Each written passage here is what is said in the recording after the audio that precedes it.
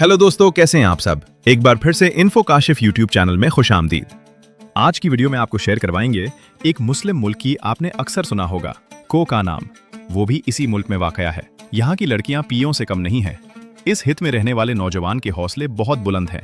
ये मुल्क कई सालों से आज़ादी की जंग लड़ रहा है और रूस से अपनी आज़ादी मांग रहे हैं। आज की वीडियो में आपको शेयर करवाएंगे एक बहुत खूबसूरत मुल्क चिचिया की।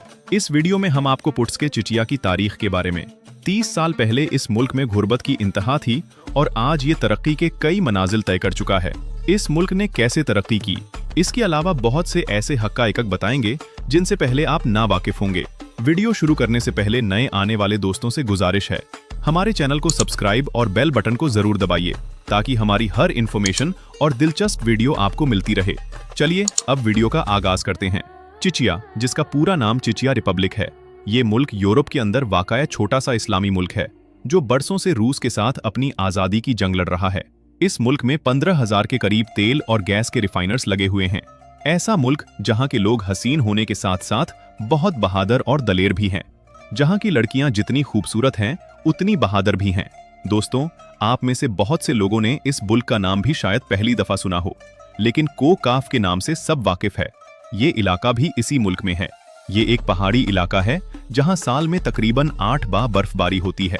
इस मुल्क की सरहदें यूरोप में जॉर्जिया, अंगस्ट, दगिस्तान और रूस से मिलती हैं। ये इलाका चारों तरफ से रूस से घिरा हुआ है। इसकी एक छोटी सी सरहद बहिर कैप्सन से मिलती है। चिचिया का दारुल हुकूमत ग्रोजनी है, जिसका मतलब है खौफनाक। इनकी कौमी जुबान चेचनिया। चचन अपने आप को नौक नस्ल से मंसूब करते हैं। कहा जाता है इनको ये नाम हजरत नूह अल सलाम ने दिया। ये नक्श कबीले से ताल्लुक रखते हैं जो नीली आंखों वाले पहाड़ों में रहते हैं। भेड़ बकरियां पालते हैं और पनीर को शौक से खाते हैं। इनका जरिया माश, अंडा बेड़े और घोड़े हैं। चचिया का मौजूदा सदर रमजान कैदी रूफ है। इस मुल्क के आईन के मुताबिक सदर 4 साल के लिए चुना जाता है। मुल्क की कुल आबादी 14 लाख है और मुल्क का सबसे बड़ा शहर ग्रोजनी है, जिसकी आबादी तकरीबन 3 लाख के करीब है। इस मुल्क में 95% मुसलमान और 5% दूसरे मजहब के लोग रहते हैं। रूस में इस्लाम हजरत अब्दुल्ला बिन उमर रज़ियल्लाहु ताला अन्हो की क़यादत में पहुंचा, इसलिए आज भी इस मुल्क में इस्लाम का गहरा रंग नजर आता है। चचिया में इमाम शाफी के मानने वाले मुसलमान बसते हैं। इस मुल्क का कुल रकबा 17,300 मुरब्बा किलोमीटर है। ये दुनिया का 75वां रकबे के लिहाज से बड़ा मुल्क है। टाइम के लिहाज से यह पाकिस्तान से 2 घंटे और इंडिया से 1 घंटे 30 मिनट पीछे है। इस मुल्क की करेंसी सौम और रशियन रूबल है, जो पाकिस्तानी 1 पैसे के बराबर है और इंडियन 90 पैसे के बराबर है। चचिया में 5,000 मीटर से ज्यादा घने जंगलात और बर्फीले पहाड़ हैं।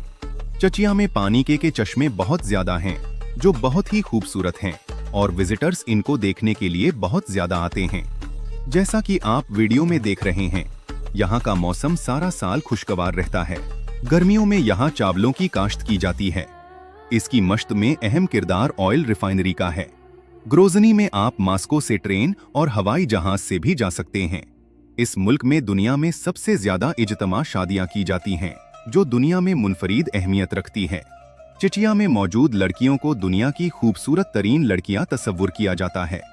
शादियां वालदैन की रजामंदी से और अपने कबीलों में की जाती है।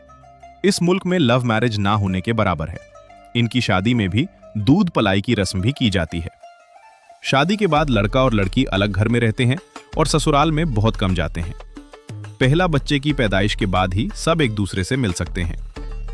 एक से ज्यादा शादियां करना यहाँ पर आम बात है। इस मुल्क में औरत शादी के बगैर किसी दूसरे मुल्क नहीं जा सकती।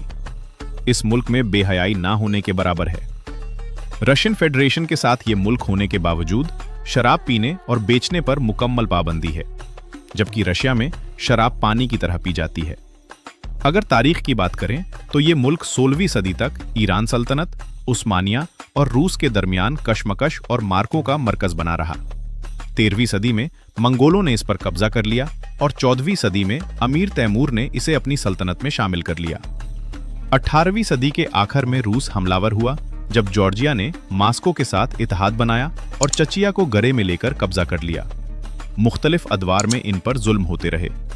1991 में सोवियत यूनियन टूटने के बावजूद इस मुल्क को आज़ादी न मिली और रूस ने इस पर चढ़ाई करके अपना कब्जा कायम रखा। इस वक्त चचिया का कमांडर जनरल दाऊद था, जिसे रूस ने 1996 में शहीद कर दिया, और एक समझौते के नतीजे में जनवरी 1997 में एक इंतहा हुआ, जिसमें अलान मस्कडूफ ने कामयाबी हासिल की और जमू तरीके से एक धर्म को आज़ादी न मिली और अब मुल्क में मुकम्मल अमन है। लेकिन आज़ादी की कोशिश आज तक जारी है। चचनिया के झंडे में 3 रंग हैं। सफेद रंग अमन की अलामत है, सुर्ख रंग शुहदा की याद दिलाता है और सबज रंग इस्लाम की अलामत को जाहिर करता है। इस मुल्क की सबसे बड़ी मस्जिद ग्रोजनी के वस्त में वाक़या है, जो सल्तनत उस्मानिया की मस्जिदों से मिलती जुलती है। इसको ग्रोजनी का दिल भी कहा जाता है। इसका कुल रकबा 35 एकड़ है। इसमें 10,000 अफराद नमाज अदा कर सकते हैं। कोकाफ, जिसे कोहे कफ काफ भी कहते हैं और इंग्लिश में कोकस माउंटेन कहते हैं, बहिर असवद और बहिर कैप्सन के दरमियान कोकाफ के पहाड़ी सिलसिला वाक़या है, जो एशिया और यूरोप को जुदा करता है।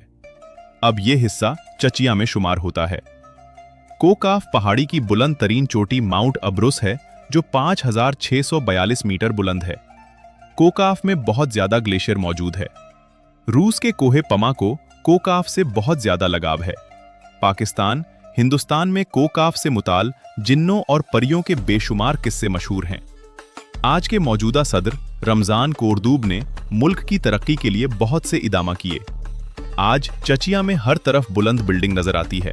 स्कूल, पार्क और अस्पताल भी तामीर किए गए हैं और इस मुल्क में अमन लेकर आने वाले भी यही सदर हैं और लोग सुकून से जिंदगी गुजार रहे हैं। लोगों के लिए इनका सदर हीरो जैसी अहमियत रखता है। बीबीसी से एक इंटरव्यू में इनके सदर ने कहा, हम इस्लाम की वही तशरीह में हैं, हम किसी भी ऐसी तशरीफ जाती हो। ये देश चिंचनी जंगज़दा हिता नहीं रहा।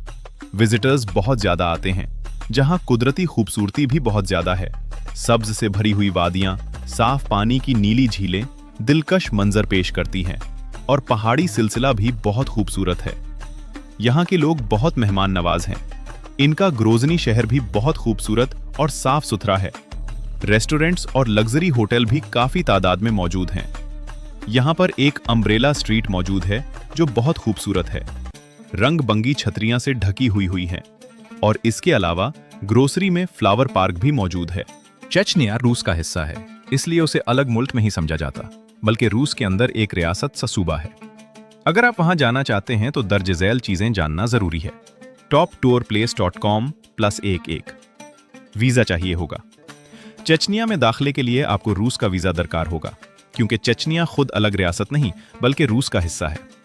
रूसी वीजा अमूमन टूरिस्ट, बिजनेस या स्टडी वीजा होता है। कुछ ममालिक के लिए ई वीजा भी मुमकिन है। यह 16 दिन तक रहने देता है, लेकिन ज्यादातर के लिए रिवायती सफारत खाने से वीजा बनवाना पड़ता है। सतानिया नोज ट्रैवल पैंडर, विकिपीडिया। पाकिस्तान से रूस वीजा के बारे में मिसाल। वीजा फीस तकरीबन 25,000 पाकिस्तानी रुपए के करीब हो सकती है और इनविटेशन लेटर की जरूरत भी होती है। yugo.pk। 2. किस तरह जा सकते हैं?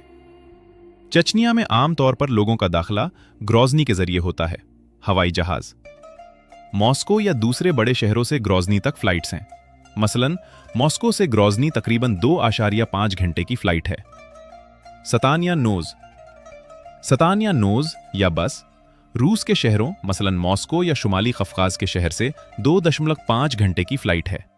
ट्रेन या बस के जरिए भी जा सकते हैं। सतानिया नोज जमीनी रास्ता।